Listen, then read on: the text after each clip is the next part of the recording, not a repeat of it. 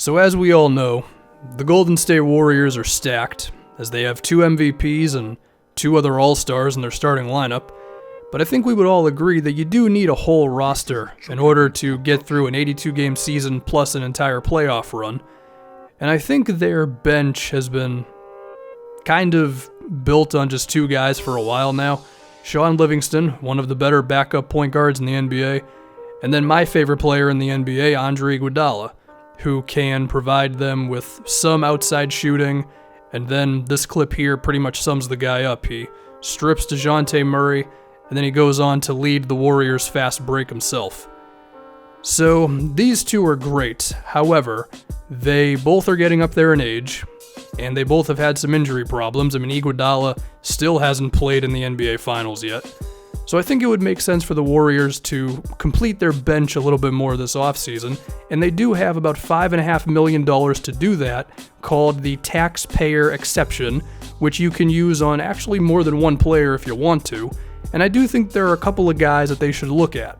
And the reason why I'm doing all this is because I feel like a big reason why the Rocket series got stretched to 7 games, 1 was because Iguodala was out, but 2, they didn't have a full roster. And they tried to make those changes before this season. One of the signings they made was Omri Caspi, and it seemed like he wasn't totally comfortable. It seemed like he wasn't confident enough to shoot shots, given just some of the other players on this team, with Curry and Clay and KD. And they also tried it with Nick Young, and Swaggy P, he came into training camp out of shape, and it seemed like he was kind of playing from behind all season.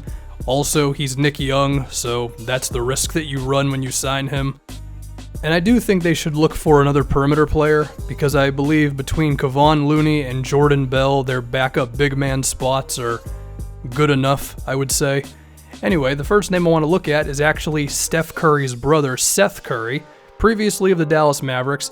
He missed the entire 2017/18 season with an injury, and that is a scare if you were looking to take the guy on, but I don't think he would cost you that much money, and besides just all the chemistry stuff it would do for having Steph and Seth on the same team, the guy does fit in with what the Warriors want, which is he's an outside shooter, and he's a very good one, someone who can hit contested threes and some threes off the dribble. I'm sure he wouldn't have to do that as much with the Warriors as he's had to with the Mavericks.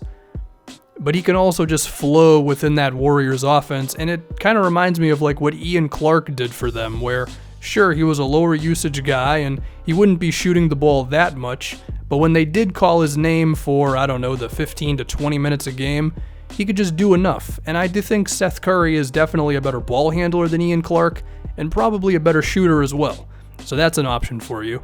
The next name I would look at is Marco Belinelli, who hit a lot of big shots for the 76ers before they went down to the Celtics. I mean, the amount of tough jumpers that he made against the Miami Heat was kind of ridiculous at times, and I think when I mentioned the way that Seth Curry could play off ball within that Warriors system, I think Belinelli could be a little better at it.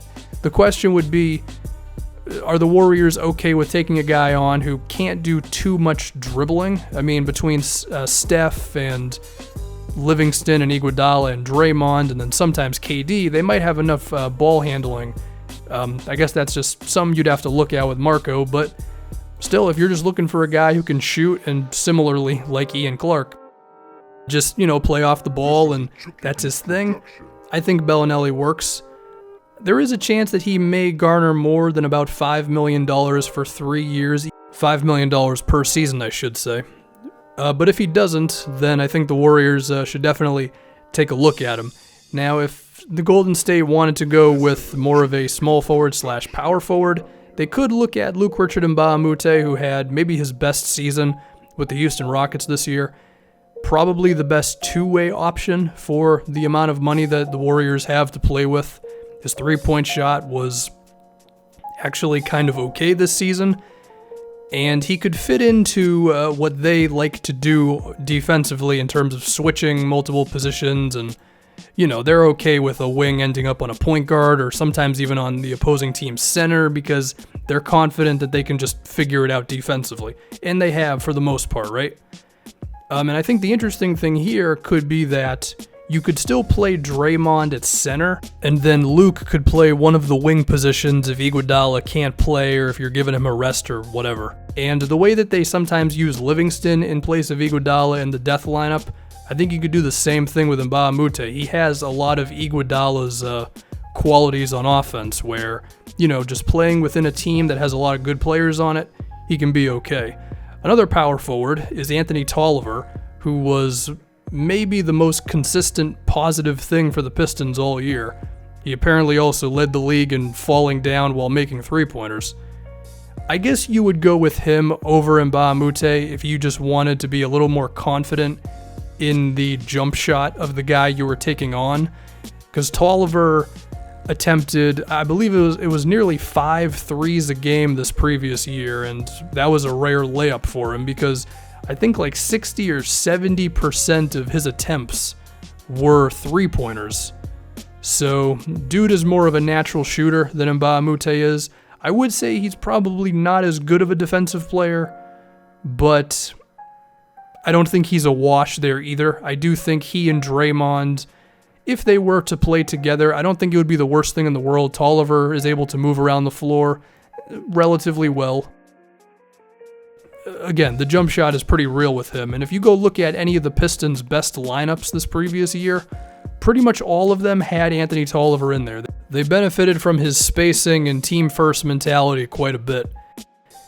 And now we're going to get to Ersan Ilyasova at number 5 here. I think you get the gist of Ilyasova. I'm pretty sure I mention him whenever I talk about underrated free agents or anything like that.